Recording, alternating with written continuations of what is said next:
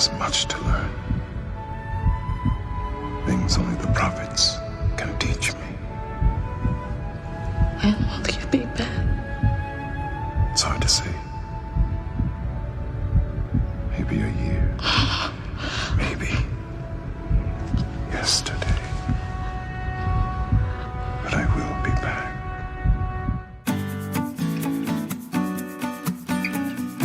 Welcome, everyone, to another episode of the Positively Trek Book Club, and welcome to the book club for 2024. I am so excited to get started with the book club for 2024 because we are embarking on a mission to cover some comics that have been coming out since 2022, and we haven't looked at them yet. But we are going to start with this episode. So, without further ado, let me introduce my co-host for this journey, and that is, of course, Brandi Jackala. Brandi, welcome back to Positively Trek. I'm so happy to be here. Thank you. I'm so happy to have you here because I love your perspective on the comics. I always love talking with you about the Star Trek comics, and this is kind of an ambitious thing that IDW is doing, and I'm just so excited to get into this ongoing Star Trek series that has been coming out. I wasn't following it. I was seeing the issues come out. And kind of what I'm hearing on the periphery is like, okay, Sisko's back. He's in command of a ship called the Theseus.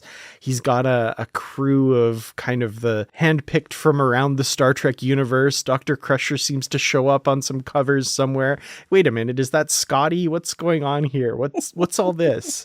And so having finally read this first collection of issues, and that's what we're going to be talking about, is the first omnibus edition called Godshock that collects the first 6 issues of this story. I'm not disappointed. I've got to say, I'm like, okay, it's weird, it's wild, but I'm into it. Yeah. I like the chances that they're taking with this quite a bit. Mm-hmm. I was very impressed with some things that we'll get into, of course, where I just thought, oh, that is really cool. Well done.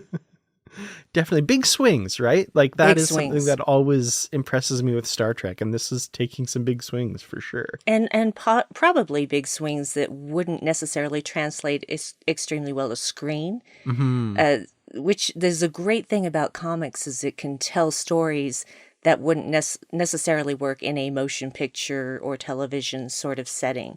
It would be too difficult to give it justice, I guess, is the way I'm trying to put it. So seeing this story in this medium is, I think, really the best way to tell it. Yeah, and I mean, there's so many things you can do, like we mentioned Scotty, right? Like you can bring back Scotty. Obviously, there are barriers to doing that in live action. You don't have to pay Gates McFadden. You can have Brent Spiner playing Data looking as he does, back in the day. And you can do all these things with comics. And not to mention, like, just beyond the characters, the big set pieces, nowadays, it seems like they have a ton of money to throw at stuff to do some pretty cool visual effects. So I actually wouldn't put a lot of this past them, but, they're only limited by the writer and the artist's imaginations, right? Yeah, exactly. And that's the beauty of comics is you can set it in any time with these characters and not have to worry about someone creating Scotty out of AI or someone trying to de-age people. It's just, again, like I said, it's a story that could only be told in the comics really because of the elements.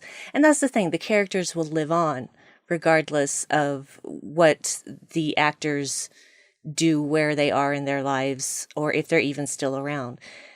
Those characters will still live on. Absolutely, for sure. Well, let's dive right into this story. So like I said, we're talking about the first omnibus edition, this beautiful hardcover edition they're putting out. Like they're not even doing the trade paperback ones. They're just jumping straight to these hardcover editions, which they're going to look amazing on the shelf, guys. Like seriously, pick these up. They are beautiful. I don't usually buy things just to say like, oh, they're going to look gorgeous on the shelf. I mean, obviously I read it this way as well. I didn't read the individual issues, but when all's said and done, the reason I picked these up is because of how they'll look on the shelf. They're so gorgeous. Yes. Oh, I feel the same way about most of my hardback comics. They really do always look good on the shelf. There's sometimes it's not cost effective to do. Like I had to get the entire original Hellblazer series, and that's like, I can't even remember how many volumes long. I want to say 35, 36. And it was expensive enough in soft cover. So I could not foot the like extra $10 to $15 for each volume just to get hardcover. But I did complete that collection. I did. That's amazing. That's really cool. Well, I want to talk a little bit, I guess, about the format of this. Like I said, the hardcover thing. The other thing I noticed, and I'm a bit of a newbie when it comes to comics. I've been kind of getting into some comics in the last couple of months that are non-Star Trek. I used to always just read the Star Trek ones because of this, right? The podcast, the YouTube channel and stuff. But I've started reading other comics and other graphic novel collections. And I guess most of my experience has been with the Marvel side, so maybe other companies do it differently as well. But I notice in collected editions, they you flip the page and it's like very clear issue 1, issue 2, issue 3. I'm noticing in this one, they're kind of blurring those lines a little bit. Like they'll have a splash page with the cover of the issue 1, 2, 3, 4, 5, and 6, but it's not clearly labeled like 1 or 2 or anything like that. It feels like they're trying to make the experience that you're picking this up and you're reading a book through and kind of blurring those lines between the issues, which I found an interesting choice as well, because a couple times I had to go and like, oh, where is the break between issue 1 and 2 or whatever? Because there's also these single pages that have information on it. And that kind of feels like a break in the story. And then you realize, oh no, there's like 4 or 5 more pages of the story left. And then the next issue starts kind of jumping right into it. So do other comics do that sometimes, or is that kind of a unique feature? It is a bit more unique because most of the graphic novels that I have seen, and even like my huge omnibi, is that right? I don't know, that are like, 1.5 inches thick, they often insert the covers before starting that next issue. And a lot of the time at the end, of that particular issue, they will put in the alternate covers that were available and stuff like that. It just depends on the company and who's doing the graphic novel or omnibus. But yeah, that's actually a pretty unusual thing as far as I've seen when it comes to putting single issues together in a graphic novel form. Yeah. They do have the full page cover of each issue. Yeah. Minus text before each story, but they say they do have the alternate covers, but it's all kind of given to you at the very end. Like, yes, they'll have a bunch of them. And I'm going to check. I don't think they don't even say which issue each cover belongs to. It just says underneath each one, art by, and then the artist. But, so it's just page after page of different beautiful covers. Yeah. And if you ever want to know, I've got the single issues, so I can tell you what goes where. Some of them are obvious. Like there's a bunch of Q ones. You're like, oh, okay, this is issue 2, obviously. But, obviously. Oh, we'll get there. Oh, whoops. We're jumping ahead. So I do have to say, we will be getting into spoilers for this story. The word God is in the title. You got to figure Q's going to show up at some point. I hope that's not a huge spoiler, but we are getting right into spoilers with this. So if you've not read these issues, you might want to do that. Or if you want to be spoiled, that's your choice as well. That's fine. Yeah, because I'm tired of talking about things without spoilers. It's just too hard.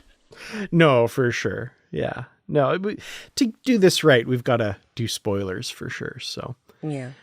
So to start out with, this doesn't actually begin with issue 1 of these stories. We do get the short story, the short comic story, A Perfect System, from issue number 400. We talked about a few episodes ago in the Positively Trek podcast. If you want to hear about that story and our utter confusion at it, go back and listen to that. I do have to say, after reading this now, it's a lot less confusing with it kind of in situ here and seeing what's going on. I'm like, oh, okay. So that's what happened.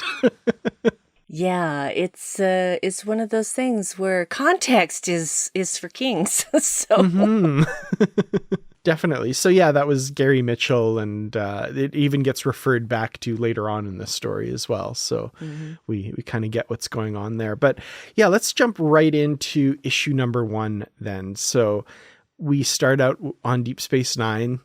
Kira and Jake basically in the same spot they were in the finale, waiting for Sisko, and Kira's kind of trying to get Jake to move on. Interesting timing on that though, because Sisko pops in and he's back just like that. You know, that has to be kind of weird, because it would just be like he's not there and now suddenly he's there. That's creepy. Yeah, it was interesting how, I guess if this makes sense, how little pomp and circumstance there was behind it. Like he just kind of like one minute he wasn't there and the next minute he was, which that's par for the course for the prophets. I wouldn't expect anything else, right? Yeah, with beings who exist in all time at once, they have no context for, gradually fading someone into a situation. Yep. That's another thing that's going to come up a lot, is the prophet's relationship with time, and how it's such a cool concept, but under any kind of scrutiny, it makes things fall apart in ways that us people who are tied to a linear timeline, just our brains break. So That's true. There's some fun stuff there. But yeah, Sisko's back. He's reunited with Jake. The thing that I found really sad here, and this is a theme that's going to play throughout this, is Sisko is on this mission from the prophets. He's been sent back for a reason. And until that is complete, he's disconnected from his life. Like he can't resume. He can't pick up where he left off. And Jake says, Cassidy is coming back to the station with your daughter, Sarah, your daughter whom you've never met. And Sisko's like, I can't wait. I have to go. And that is so heartbreaking. And to anyone else, to Jake and to anyone around, must be so like infuriating. And they don't understand what Sisko's going through. But yeah, it's just like, oh man, I would be so mad at him. But he's got his mission. Yeah, well, when you find out what the mission is, it's kind of, well, the universe is at stake, isn't it? A little bit. Isn't it always, Brandi? It always is. Man, I'm so glad that we as a species eventually developed space travel and all this stuff to get out there and deal with these things. Because, if this stuff started happening while we're all still stuck here on Earth, man, we're screwed. Luckily, they hold off on the universe-ending stuff until, Sisko or the Discovery and Michael Burnham or whoever, or, Picard can go and stop it. So that's good. Yeah, it's like, please don't notice us, please. Yeah, don't do this in the 14th century. Just wait till the 24th. Yeah. Not until we get our stuff together, okay? Because, we're a mess. We are a mess.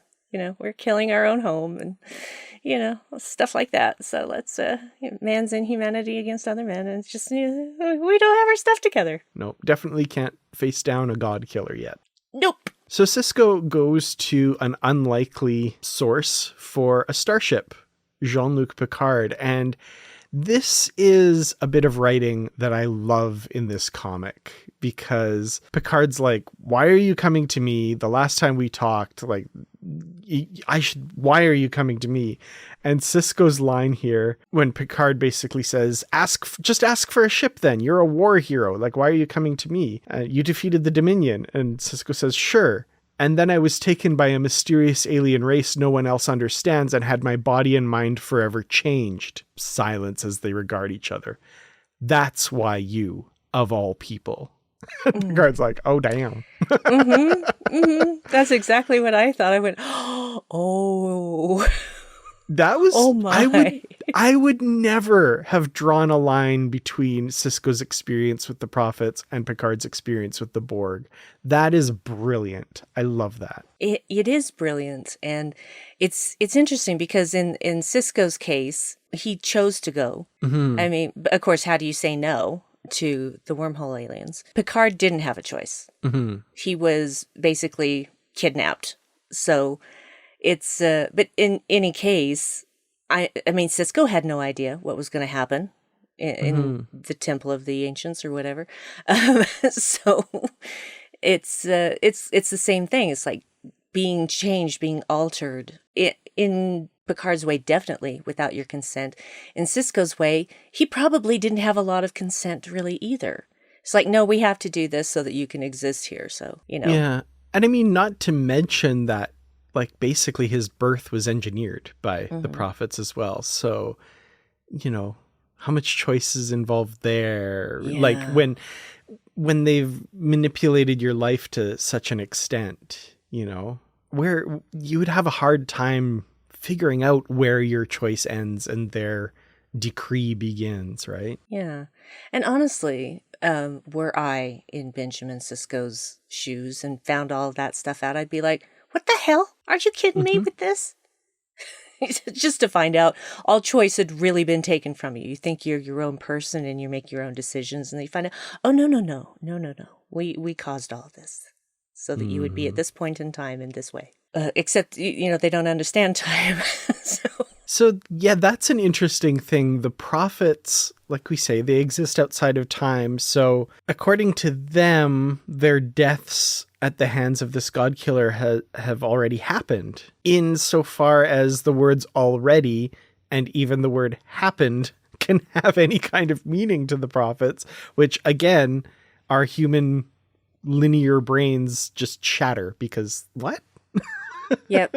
We start bleeding from the ears. It just, our brains are leaking out of our ears and we just don't know what to do with that. We can't, we're so corporeal, we just can't even fathom what that would be like. So we get this ship. Picard knows somebody. And Wink, wink. also assigns Data as Sisko's first officer, which if you read that scene, like, there's got to be a scene break in there, and there's a second meeting that we're not seeing because Picard's like, why have you come to me for a ship? That doesn't make any sense. And Sisko's like, convinces him, and he's like, okay, I have a ship. Also, I have a first officer for you. And Data walks in at that exact moment with Spot packed and ready to go. It's like, okay, no, there has to be a scene change here. Like, how does that work? But I think they kind of expedited things a little bit there. But, Which is Data and his little cat carrier. That's so adorable. It was so adorable, and it made me happy. It did make me happy. I thought, wow, we're going to get an interesting bridge crew here, aren't we? Yeah, absolutely. And an interesting ship, too. The USS Theseus, appropriately named because at some point, basically every component of this ship has been replaced. So it is literally the ship of Theseus from the philosophical problem. And this was fascinating. I was reading up on this, and I had read these comics, but I didn't make the connection until I read this. We've actually seen this ship before in the Star Trek Year 5 series. It was the flagship of the Admiral when the Enterprise comes back to Federation space. And the history of this ship is it was heavily damaged in the V'ger incident around the time of the motion picture, and then was turned into an experimental testbed ship. And, it was mothballed and then turned into an experimental testbed ship that Scotty is in charge of. So that was kind of cool. I like this. This is an interesting ship. It is a very interesting ship, and it's kind of like what in the effects industry they call kit bashing. They just take a bunch of different parts and say, hey, this is cool. Let's throw all this on here. And so you've got all these different things that don't necessarily look like your typical Starfleet starship, but they are all components of Starfleet starships just rearranged in a different configuration. And it's got a bunch of interesting technologies that will come into play, Ooh, yes. including something called, they refer to them about 1 million times throughout the story, solar voltaic power relays, which my brain went like, solar panels? Like, that doesn't seem like, but those would be solar photovoltaic power. So they've taken the photo out of there and put solar voltaic together. And I'm still thinking like, I feel like that just means solar panels. We'll learn later that the star part of that is different, but we'll get there because that was a fun reveal. Yes, it was. I was just like, wait, what? that was literally me when I was reading it. I was like, wait, what? So you've mentioned that we have an interesting crew, and we indeed do. Like we said, First Officer Data included at the behest of Captain Picard. Basically to kind of keep an eye on Sisko, I think. Mm-hmm. We've also got Dr. Crusher coming over from the Enterprise. That's great. She's never featured enough, you know. Agreed. It's always great to have her. Scotty, of course, the Theseus is his project. So he's down in engineering, calling up to the bridge, telling them he's giving it all he's got and all that stuff. So that's fun. Tom Paris is the helmsman. So that's fun. Mm-hmm. I love it. And then a couple more who we also have on the crew, an Andorian named Lily Sato. First name is longer than Lily. That's the shortened version. Apparently a descendant of Hoshi Sato. And I would think so, yeah.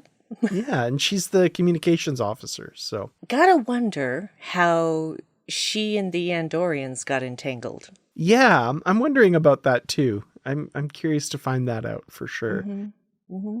Not that I'm complaining. I love me an Andorian, so. And we also have a Vulcan Ensign Talir, who, very cool, seems to be a non-binary character, addressed with the honorific MX instead of Mr. or Miss or Mrs. And I had to look this up because I couldn't quite remember. Apparently there are a couple pronunciations. It can be mix or mux, apparently, for that. So Mix Talir is how I would personally say that. But yeah, very cool. That's awesome. Yes, very cool. Of course, you know, I'm all for Vulcan officers on any bridge. I love me Vulcans. So it's I was really genuinely delighted with this character, and they obviously are not your typical Vulcan, which I appreciate because that's the thing. I think that Vulcans get kind of pigeonholed as a certain thing, and we need to see more of them to show that there is definitely a diversity in how they behave and how they interact. So I appreciate Talir being a representative of that in this story. Mm-hmm. And apparently they have had some sort of disciplinary action in the past. That I cannot wait to find out what that is. Yeah, I'm really curious too, because they're keeping it under wraps so far, but there's references to it. So also a background character on the bridge that I hope kind of comes to the fore at some point and we learn a little bit more about her. There seems to be a First Nations, North American First Nations character on the bridge with some elements of traditional dress and stuff. And I want to learn more about her. Yes, agree. I do also want to learn more about her. And I appreciate that Starfleet is now allowing people to have their cultural references along with their uniforms. There's arguments by some people that Starfleet just homogenizes other races. And, you know, I think that whole thing really came to light with Ensign Ro and her earring and not being and wearing it despite the fact that it was against regulations. And I think that was kind of the gateway for other people to be able to express their particular culture, because that's an important thing, you know? Absolutely. I always found that bit in the episode Ensign Ro just a little bit annoying because Well, for a number of reasons, obviously, that you've got Worf on the bridge. He's got his baldric. Like, come on. Yeah, obviously, exactly. there's some leeway there. And even going all the way back to Star Trek The Motion Picture, the recreation deck scene, there are actually a number of human characters with cultural dress on as part of the crew. Very famously from background photos, another First Nations character with traditional feathers and various accoutrements like that. So, like, come on, Starfleet could do it in the past. Picard, why are you being such an old stick in the mud for Ro? I guess, she's, they just took her out of prison, so maybe there's some less leeway there, but like, still, come on. Yeah, I feel like that was a very biased decision. Mm-hmm. So, but that's just me. I always really didn't like that. For sure. All right. Well, so yeah, this issue, they're taking the Theseus out and they're going to this nebula, Hephaestus, that this name has been in Sisko's head. The prophets put in there, and they go there and they encounter the crystalline entities, which All of was them, interesting. apparently. All of them. Yeah. All of them.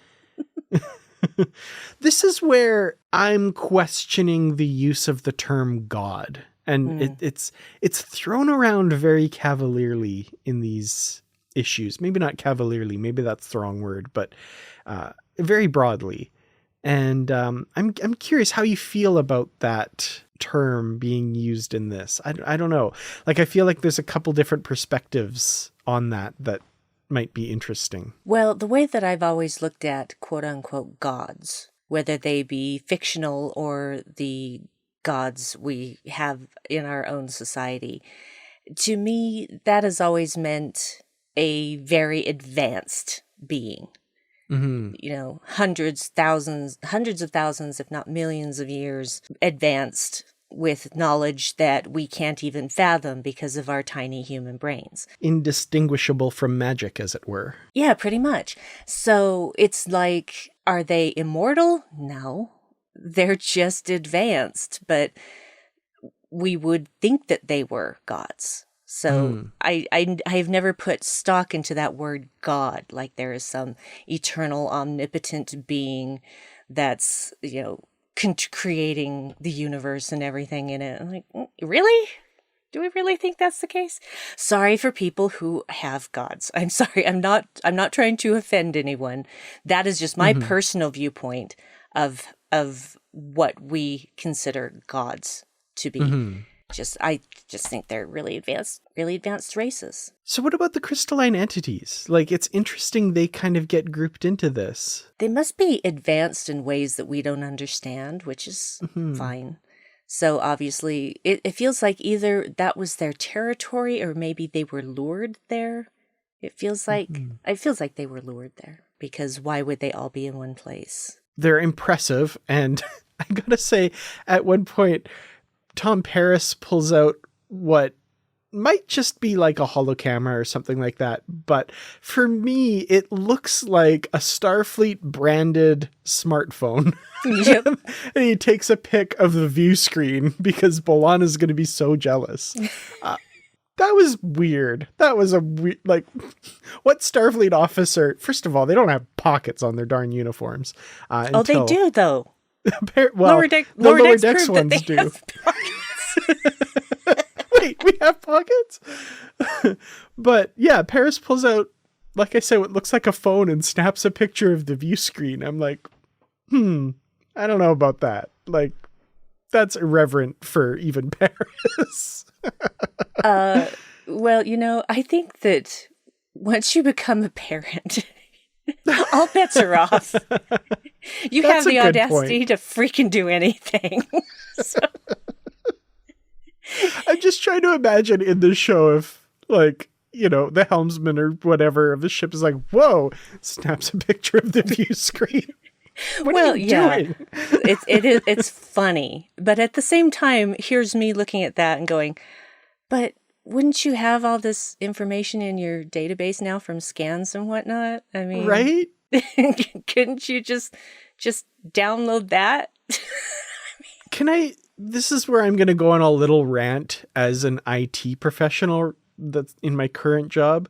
Like, if you're sending me a ticket about some error you're getting on your computer, take a screenshot. There are a number of things in Windows that can take. Don't pull out your phone and take a picture of your computer monitor, please. They probably don't know how to do a screenshot, Dan. That's the problem. No, I know, but we are very free with that information. We will let you know. Yeah. But wow. yeah, that's a good point though. Like, yeah, like download a copy of the scan of the ship is taking of these. Like, it's going to look better than your picture of the view screen anyway. Yeah. I mean, aren't you recording all of this anyway in real time? Isn't that what sensors do? And so you could you could just like edit a part of that and just have a little home movie for B'Elanna. I mean, come on. Well, yeah, something comes in at this point though and kills all of the crystalline entities, and they are destroyed. The prophets aren't happy with Sisko.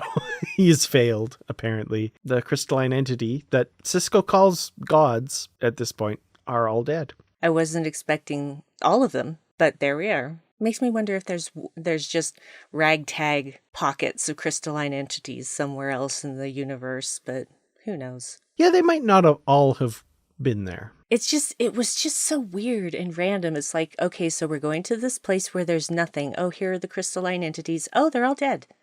It was just so, what? What is this? Yeah, and it seemed, like I said, it seemed weird that they're equating them with gods. I still don't really get the connection there. Like, they're powerful. There was even some question in TNG if they were intelligent. And I think they are, but like you could make the argument that they're even closer to a natural non-sentient animal than a god. You know, they're just feeding and reproducing kind of thing, right? So I don't know. And that's the thing. It's like, we don't know. We have no idea because we could never get enough information on them to understand whether they were sentient or not. And honestly, they could have a level of sentience that we aren't even aware of. Absolutely. We would never catalog as sentience because they're so vastly different in chemical makeup that just, how would we even know? So, but apparently, you know, this whatever it is, wink, wink, that's killing all of these quote unquote gods seems to think that they are sufficiently advanced to be a problem. Well, from there, they set course for, and this is getting into issue number 2 now, they set course for Kronos. And we get a reunion with Worf, who, now, I generally have really liked the art in these issues and that sort of thing. In this issue, I would not have known that was Worf until they, like, throughout this entire issue, even once you know he's Worf, I'm like, he kind of looks like generic Klingon number 4. And I hate to say that. Like, they've got his ridges right, but his face, like, he doesn't look like Worf to me. I don't know. I know. I feel the same way. And I could say that about another Klingon that we're going to talk about as well. So. Yeah. This, by the way, we should say takes place in between Star Trek Insurrection and Star Trek Nemesis. It's kind of in that period there, after the end of Deep Space Nine, obviously. And Worf is currently an ambassador on Kronos. He takes Sisko to an audience with the Klingon Emperor, Kahless, the clone of Kahless, who was installed by Worf. By the way, so Worf was present when, you know, he was basically responsible for Gowron becoming the Chancellor because he killed Duras. And then he's the one that convinced Gowron to have Kahless installed as the Emperor. And then Worf killed Gowron, installing Martok. Because this guy is, man, if you want to lead the Klingon Empire, get on Worf's good side. And don't he is the mess kingmaker. Don't mess up. You put one toe out of line and Worf will have you done in. Yeah. Usually he'll do it himself, frankly. Absolutely. So, because, you know, that's the thing. It's like, oh, okay, change of leadership. Oh, this was a bad idea. Okay, let's get somebody else up in there. And Worf has just decided that's his role. You know? Yes, he's an ambassador, but he's still a Klingon. So yeah, they talk with Emperor Kalis, and they want to go to, I guess, in the center of Klingon space, they have these godlike beings called the Shapers of Sarkadesh. This is something we've not heard of before, right? Like, this is new continuity. This is something I've never heard of before, and if someone can prove me wrong, please do so. But this seemed completely new to me. It was interesting, like kind of an interesting piece of lore that they basically have the power to destroy empires, right? They're very powerful. But to keep them safe in Klingon space, basically, they've agreed to just kind of live and let live. And the Klingons are like, yeah, you're cool. Interesting. I want to know, like, I want backstory on that, you know? Yes, agree. Because it just came out of nowhere and we know nothing about this. And you would think that they would have given us some context through the Klingons, but they didn't give us much. Yeah. So, and of course the Klingons were going to go, yeah, it's okay to coexist here. I mean, what are they going to do? They could be completely wiped out in a second. Interesting. Especially given the Klingons' history of having killed all their gods with ancient warriors, which, well, we'll get there. So... The Shapers of Sarkadesh, we get to meet them. Sisko, against the wishes of the Emperor, goes to where they live in Klingon space. The negotiations with them are saved by Data, which is a really cool moment. I love Data in this part of the story. I love Data in this entire story, frankly. Yes. Because, of course, it's Data with his emotion chip. So he can still turn it off and on at will, which... Oh, if only we could do that. But some people might never turn theirs back on. Yeah. So I really appreciate the content given to Data in this story, because I feel it's worthy of him. Absolutely. His kind of logical argument for humanity with the Shapers of Sarkadesh. Love it. So yeah, they get some intel from the Shapers basically because of Data, and they're off on their next, the next clue, and they're going to figure out what to do next. But before this story ends, we get Worf confiding in Sisko that, gosh, he just loved being a part of this. This was fun. And he wants to be back in Starfleet. Yeah, because guess what? Being an ambassador is not all it's cracked up to be. Apparently, I don't know how true this is, but there was a line... I don't know if it was filmed or if it was just in the script and was excised from Star Trek Nemesis, where Worf and I think it was Dr. Crusher were at the wedding of Troy and Riker. And there was a line referring to his ambassadorship, because a lot of people are like, why is he suddenly back in Starfleet? Well, we find out here, interestingly, if you take this as part of your personal continuity. But in Nemesis, Worf was supposed to say something like, in response to a question from Crusher, I found the duties of ambassador unfitting for my lifestyle, or something like that. And Crusher was like, yeah, no kidding.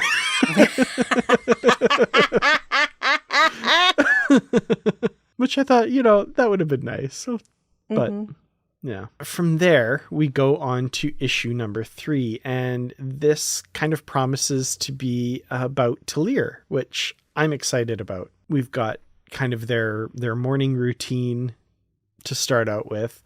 And at the same time, Sisko and Dr. Crusher are talking, and Crusher's kind of questioning basically his mental fitness and his motivations and stuff, which that's the stuff I really enjoy. I love kind of delving into that because, if I were Sisko's crew, I'd be pretty worried about stuff at this point. Yeah, I get that.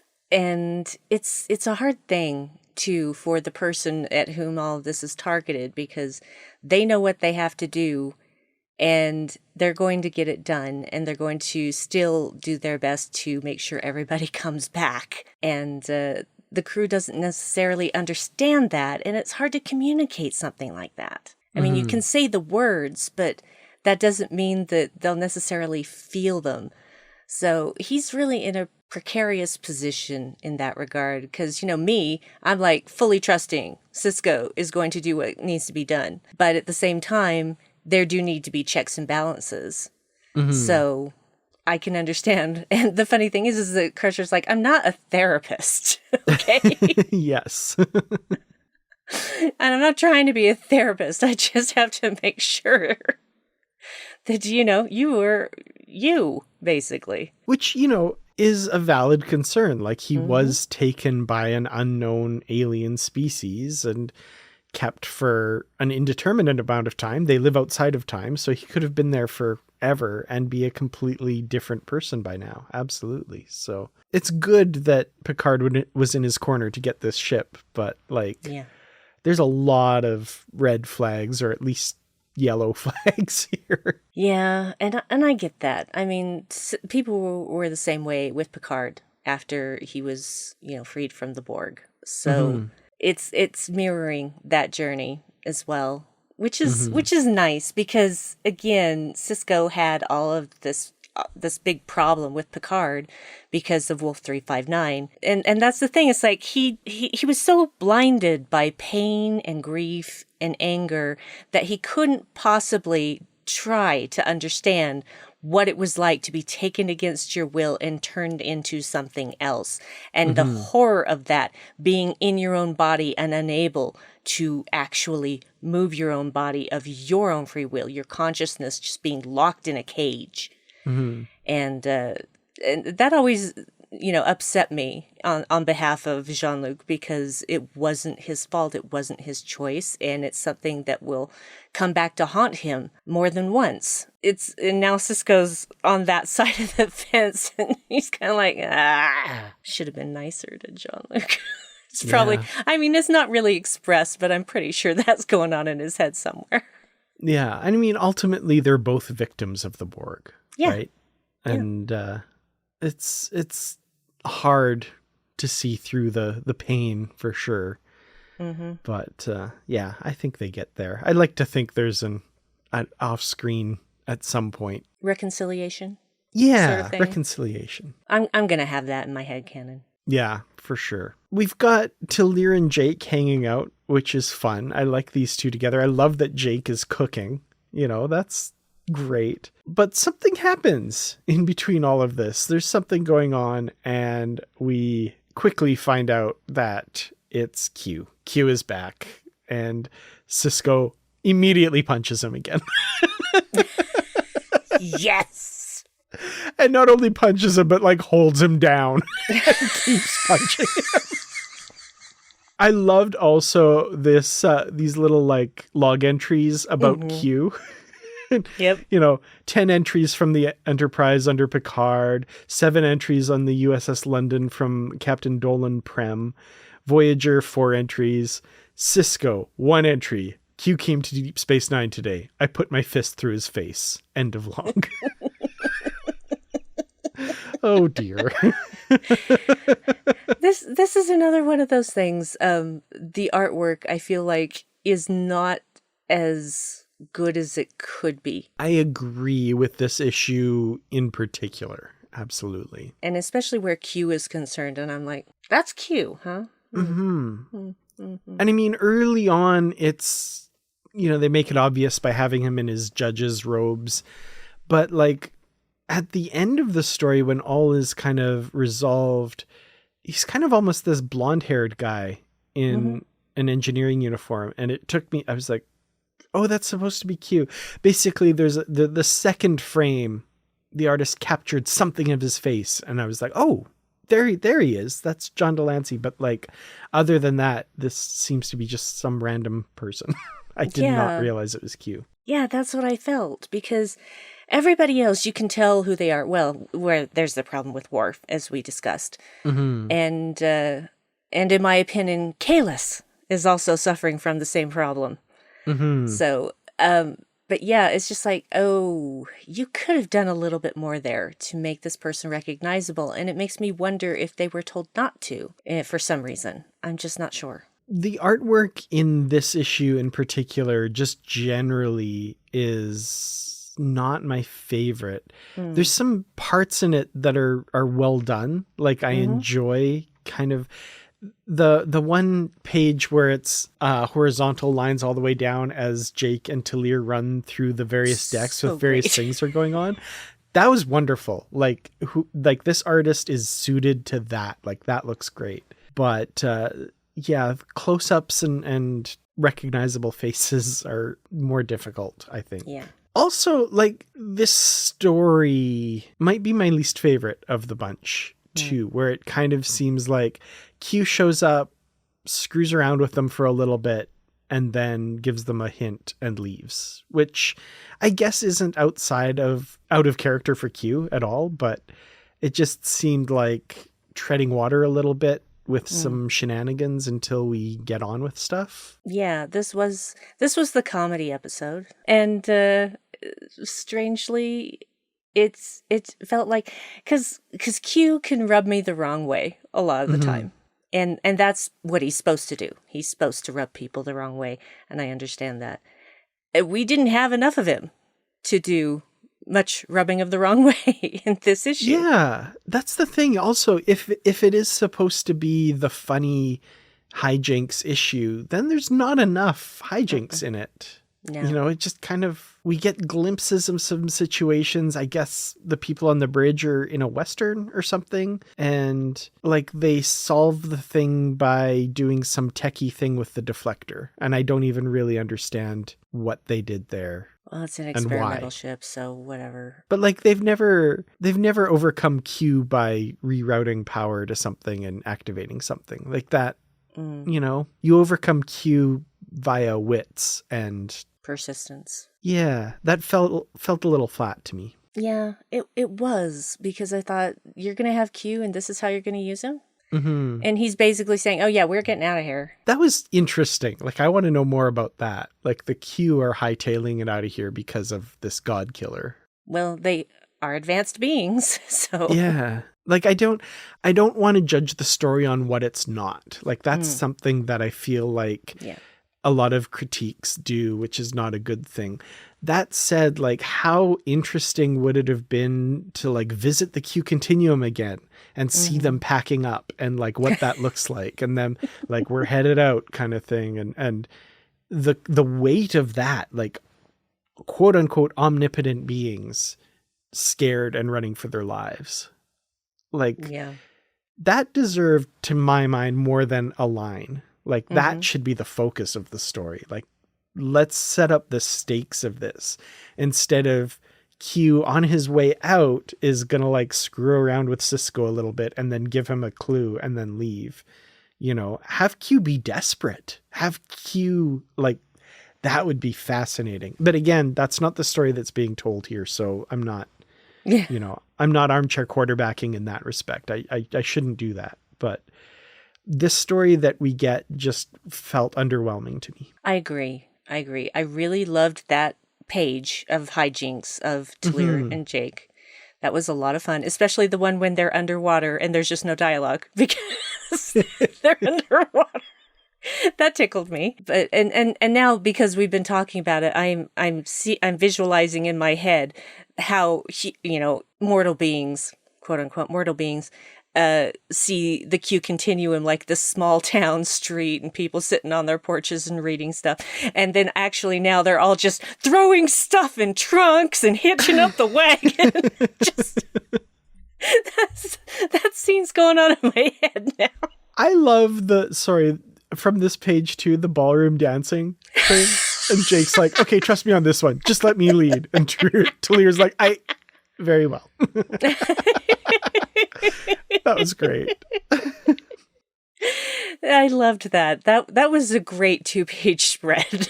And then the tribbles. Come on, Jake Sisko. There's one more deck. How bad could it be? Pretty bad, Talir. They're literally multiplying as we're running from them. I pictured the trouble with Edward, like them just filling that ship, right? Yes. Yes, that's exactly what was happening. That corridor was full. So yeah, Q gives them the hint to seek out the god city of Takan.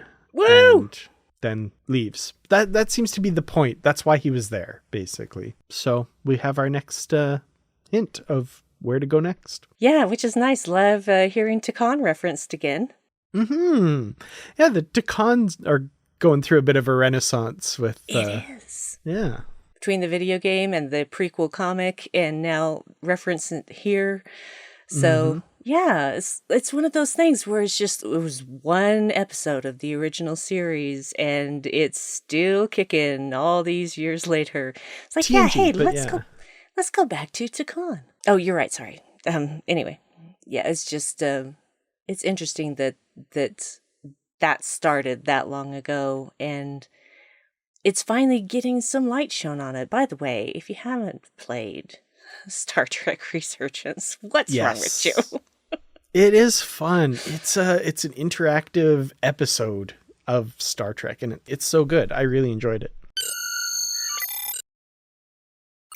Thank you so much for downloading this episode of Positively Trek. We truly do appreciate each and every one of our listeners, and I'd like to especially thank our Patreon supporters. Thank you to our Constitution class supporters, Jim Stoffel, Joyce Marin, and Paul D. Kinnear. If you'd like to become a supporter of Positively Trek and join our crew, please go to patreon.com/positivelytrek. You can get early access to episodes, exclusive content, shoutouts, associate producer credits, ad-free episodes, and more. Again, that's patreon.com/positivelytrek.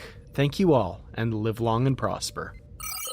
We've got Sisko taking the ship to where this god city of Takan is, and my favorite bit in this comic is, Sisko's deciding to do this, and Data is like, I'm experiencing worry about this. Perhaps we should consult the Admiralty or the Admiralty and get permission. And there's just a beat, and Sisko goes, ah!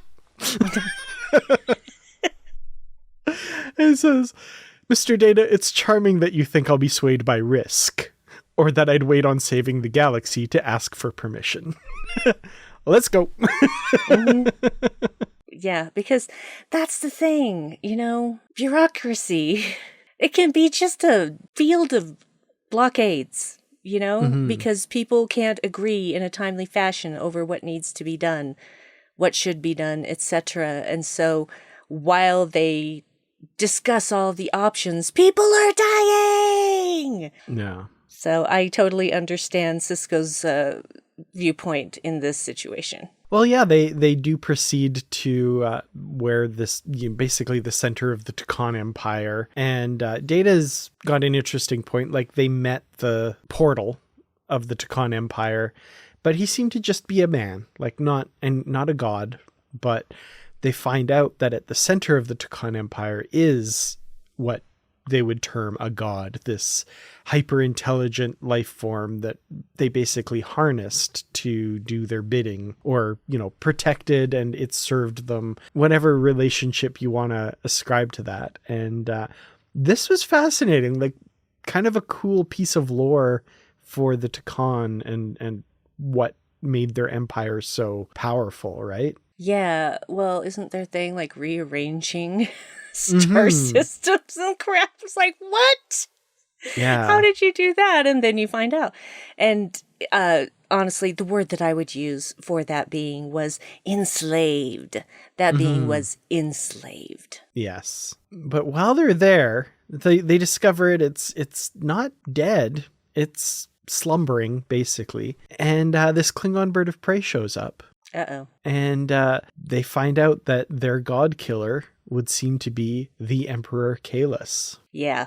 Now, here's where I'm going to make an interesting point. Maybe not interesting, but it's a point that I want to make. Star Trek has a very specific viewpoint of clones, and that is all of them are bad. Clones are bad. So it seems to me not surprising that it would be Kahless behind this whole thing. Because when has a clone ever had a good outcome in Star Trek? That's a good point. Huh. Yeah, like even Thomas Riker ended up joining the Maquis and being a jerk. William Boimler went and joined Section 31. That is a great point. Like even, oh my goodness, I smell a video idea. Okay. Very cool. You're welcome. It's just something that occurred to me when I was rereading this, which was yesterday because I wanted it to be really fresh in my mind. I was just like that and like, well, of course Kalis is going to be a jerk because he's a clone. And then I'm like, oh. And then I started thinking about all the Wei-Yun clones, etc., and all these things. And every clone that we've seen in Star Trek, has it ever ended well? No, it hasn't. Now I'm going to be like racking my brain for the one good clone out there, and I can't think of them. Well, you might come up with an example, but overall, the message is clones are bad. Yeah, no matter how they're created. Mm-hmm. Well, yeah, so Kalis turns out to be the baddie here. So basically at this point, Kalis is making a run on this creature and the Theseus is giving chase, and that's kind of where this issue ends. I do have to say the artwork in this one, I absolutely immediately recognize this as Kalis right away. Much better than the previous one. He does look a little bit like Kor, though, if I'm being honest. I could see that a little bit, but he's kind of got that, he's kind of squat and they've emphasized that a bit, and I think they did a fairly good job. So the next issue, we're right back in the chase there. They're chasing them through this, the remains of the Takan Empire city here to try and stop him from killing this god. But in the meantime, they've managed to get a boarding party aboard the Theseus. And this was a moment where I am so glad I was not spoiled for this. Because I was shocked, I tell you. And anytime a Star Trek story can completely catch me off guard, I am on board for. Alexander is part of this cult, basically. He's part of this group, the Red Path, that are trying to kill all the gods. And Worf has to fight Alexander aboard the Theseus here. I was blown away. I did not expect that. That was very cool. Didn't even occur to me, and I'm happy, honestly, to see Alexander back because that character got shafted so hard on multiple occasions. And honestly, let's be honest, Worf was not a good father. No, absolutely not. They even call that out in the issue here with one of those little LCARS inserts with clinical notes by Deanna Troi, which I loved because Worf's obviously a really bad father and Deanna tries to help him through stuff, but you never really hear like deep criticism of how Worf is handling things. And I think sometimes that may be what was needed. In this little log entry, Deanna says, Alexander's sessions have been notable in one overwhelming way. His relationship to his father is a gaping wound. While I know Commander Worf to be a good man and an exemplary Starfleet officer, he is failing his son. I have asked Worf on multiple occasions to sit for a formal or informal session, and he has shown a classically Klingon reticence to speak with me on the issue. Worf's own human upbringing should provide empathy towards his son's situation. I fear it is only pushing Alexander away. I love that. I wish we got that on screen where Deanna just completely upbraided Worf for what he's doing and how he has to change or he's going to lose his son, which is what happened. Yeah, stubborn. And now, Alexander is part of this force of Kalis's, which gives Worf some interesting motivations here when Sisko, they determine a way that they can destroy Kalis's ship. And Worf just completely is, what are you doing? You cannot kill the Klingon Chancellor, or the Klingon Emperor, excuse me, and also his son, right? Too little, too late, Worf, is what I'm going to say. But anyway. Agree completely. I'm like, you had so many chances, buddy. You had so many chances, and I love you, but you screwed this up big time. I don't even know how you begin to reconcile that large of a wound. Yeah. Which was sad because in Deep Space Nine, they were kind of on the path to reconciliation. And I do want the backstory, and I'm assuming we will in the Star Trek Defiant spinoff, which we're getting set up here. We'll get to that. I'm assuming we'll get some backstory on how what happened to Alexander in the meantime, because he was in the Klingon Defense Force. He seemed to be kind of finding his place a little bit. He was, excited to be a part of Worf and Jadzia's wedding. And then we never see him again after that. So what happened? What's going on? We've also got later this year a Star Trek Sons of Star Trek series that he's a part of. So I'm assuming we'll get some interesting developments there as well. So Worf and Sisko definitely not seeing eye to eye here. Sisko says, "Get the hell off my bridge." Worf says, "Gladly," and stalks out. Not a good moment. Because, Sisko, like I said, is about to kill the Klingon Emperor. But what happens next is something that I find interesting, where the prophets are urging him, "You must fire, you will fire, you have fired. There is only one future, you must kill the heretic." And Sisko basically is like, "No, I'm not going to do that. I'm going to go my own way. This one's on me." I thought that was a cool moment. You were talking earlier about choice in the face of the prophets. This is Sisko's choice, and I love that. And if they, because, when he came back, there was a lot of stuff in his brain, and it's been fading the longer he's away from the wormhole aliens. And so he's now getting back into that Sisko, "I'm not going to take your crap anymore" kind of persona. Good for him. And I really appreciate that he made this choice. Yeah, absolutely. So he's going to beam down to this god city of Takan and protect the life form that's there from this weapon. And we don't get a lot of explanation. He just throws up a force field, and that seems to do the trick. So that's good, I guess. I was like, wait, what? I know, I had to go back and reread this a few times to see, like, are they explaining this? It's like, no, he beams down, hits a few buttons, and there's a force field, and it stops the thing. And Kalis is frustrated, so he leaves. Well, if it's advanced technology, I guess I can just write it off to that. Mm-hmm. But how would he know what buttons to push? Does he know the Takan language? Is it a Starfleet thing he uses? I don't know. And is that enough to stop the thing? I guess it is, whatever it is. But following him, though, are Jake and Dr. Crusher as well, that he's very frustrated with that.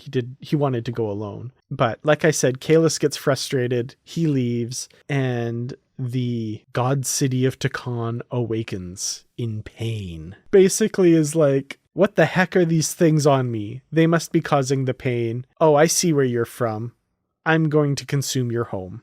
And sets off to Earth.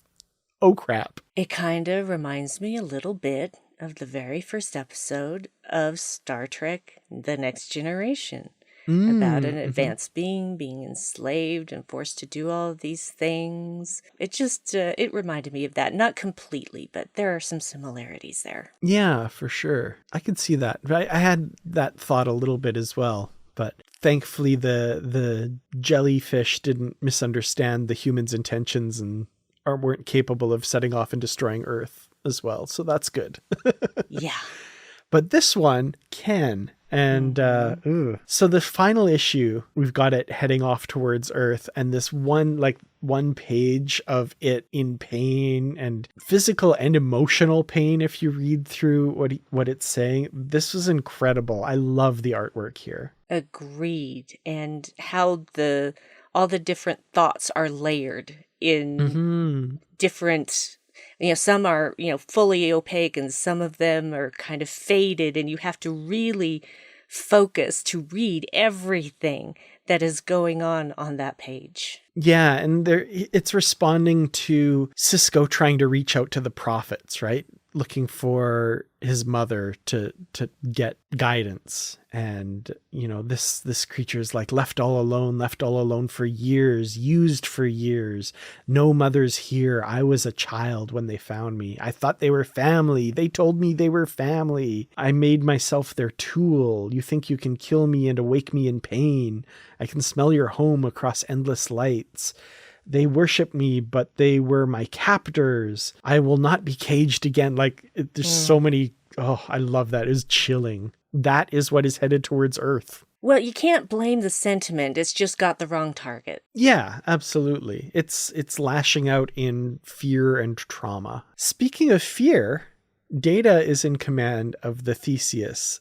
And I love this, that like he's feeling things and he's like, so many feelings. And he's like, do not run from the feelings, just act. And then Data takes command, like really, uses all of the Theseus's resources to chase down this life form. It's getting faster and faster and faster, and they're starting to hit the barrier where they can't go any faster. But Data has read up on this ship, and he knows a little something about it. It's like, Mr. Scott, to address this, please activate the Theseus's classified propulsion system. I didn't know what you're talking about. I looked over your designs. I know it's there. Please activate it. Okay. So it's this transwarp, he says. And Scotty says, oh, no. Transwarp's nothing but a dead end. We call this little beauty proto-warp. They've got a protostar drive, the prototype protostar drive. Love it. Tying into Prodigy, tying into Prodigy and giving us a little bit of a prequel to that. That made me squee out loud. It really did. That was so good. And Data himself, I am experiencing pride.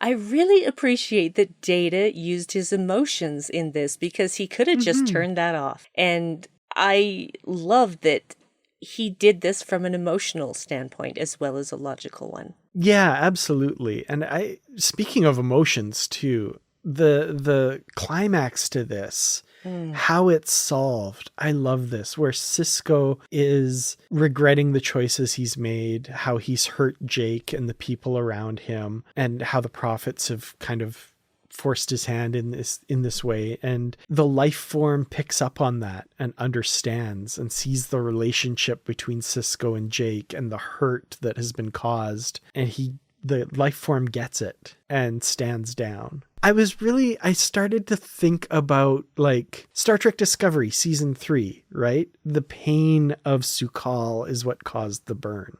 The pain of this creature is what's causing the threat to Earth here. And it's an emotional appeal that resolves things. Like, people will point at Discovery and say, oh, it's all about feelings and blah, blah, blah. Yeah, everything is all about feelings and trauma and hurt. And that is the root of so much pain. And I love that this story addresses it in those terms. Yeah. It's called emotional maturity, people, which means that you understand that you have emotions and you can express them in a healthier way, instead of just acting like emotions are the enemy. I've never understood that criticism of Discovery. It has always bothered me because it's like, we are made of feelings, y'all. Okay?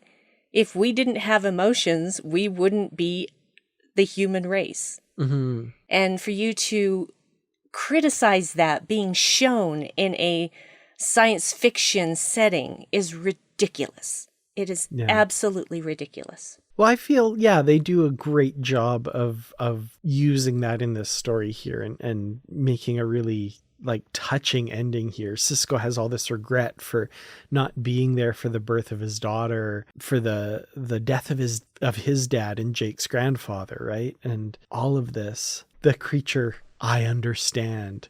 And meanwhile at Earth, we've got this fleet that's getting ready to take it on, and Sisko, is telling them to hold their fire. This is a diplomatic opportunity. So Star Trek. I love this so much. I do too. Because that's the thing about conflicts. Finding common ground. And Sisko recognized in this being something that he experienced. And they found common ground and understood each other. And that's, I don't know what the Takan were really like. I mean, we can go from what happened in Resurgence, that they were kind of a-holes. But when you found an empire, empires, come on. That's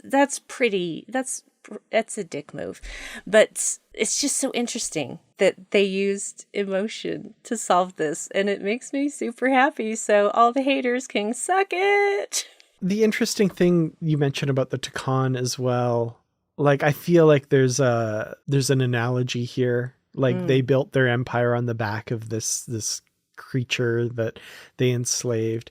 I mean, our modern society is built on the backs of people that we're exploiting too. I mean, I'm letting my politics show, but there you have it. Like, I feel like if you wanted to dig into this, there's some interesting parallels there that we could explore for sure. Well, yeah. Well, see, that's the thing, though. It's not about politics, is it? Because it's history.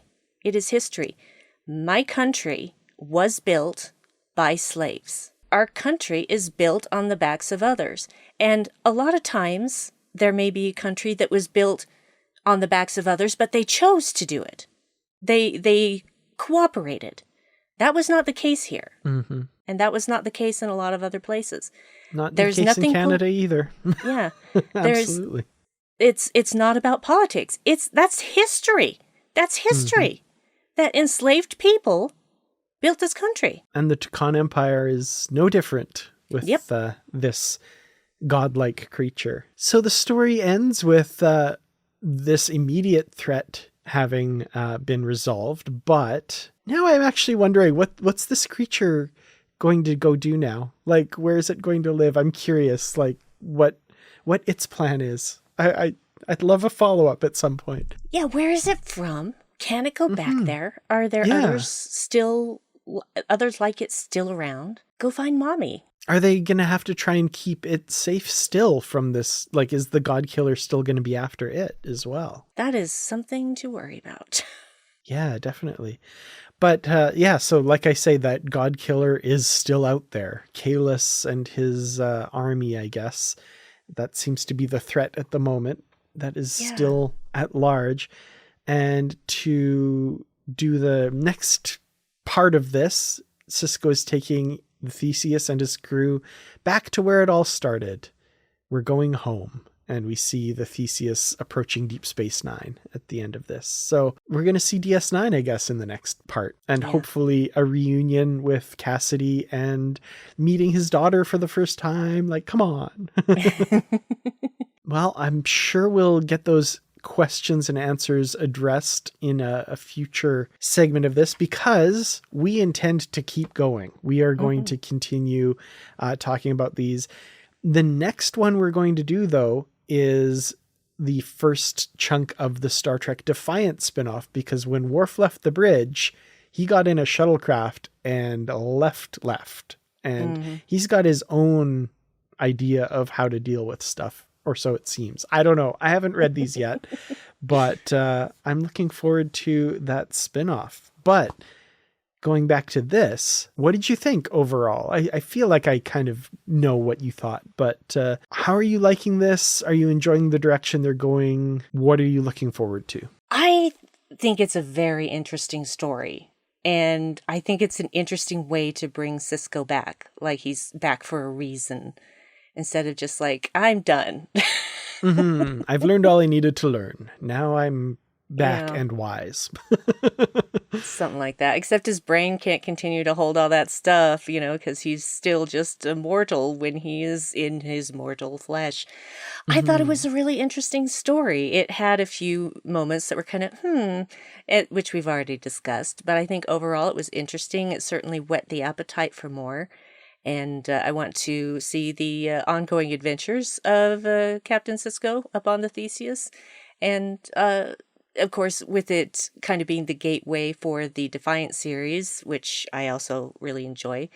It's Deep Space Nine goodness. I love it.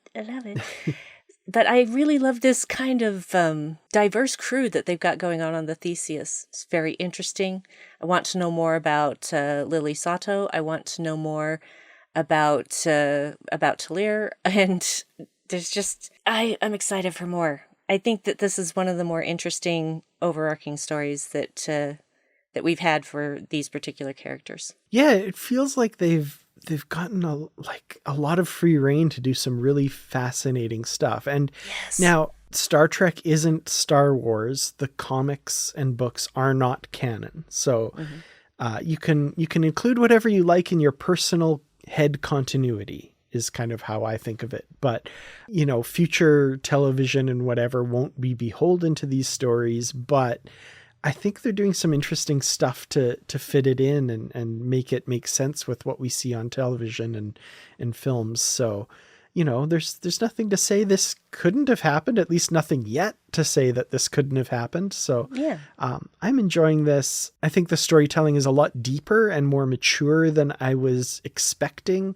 I think there's always a bias in my head to underestimate comics that I need to work out for myself, which I'm working on. I'm reading a bunch of comics and always very pleasantly surprised by what I'm reading. So this is no exception, and in fact might be some of the best comic stuff that I've read in quite a while. So full marks for this. I'm really fascinated to see where it goes. And Collin Kelly and Jackson Lanzing, great writers. They wrote for Star Trek Year 5 back in the day. I'm reading some other stuff they're doing for Marvel. I think Star Trek's really lucky to have them crafting this story because they clearly know their stuff. Agreed, 100%. I want to see more of their work. Yeah, definitely. There's a Thunderbolts mini series going on that I've read the first issue of that I'm really enjoying that they wrote. So sweet. Yeah. Well, Brandi, thank you so much for joining me. And thank you everyone for listening. Oh, it's my distinct pleasure. Thank you so much. I love being the comics girl. I'm so happy to talk comics with you. This is so much fun. That's all I keep saying it, but it's so true. Yes, same for me. So much fun. Well, once again, thank you all for listening. We will see you in 2 weeks for the book club episode on the first chunk of Defiant stories, and a regular episode of Positively Trek next week as well. Until then, as always, stay positive.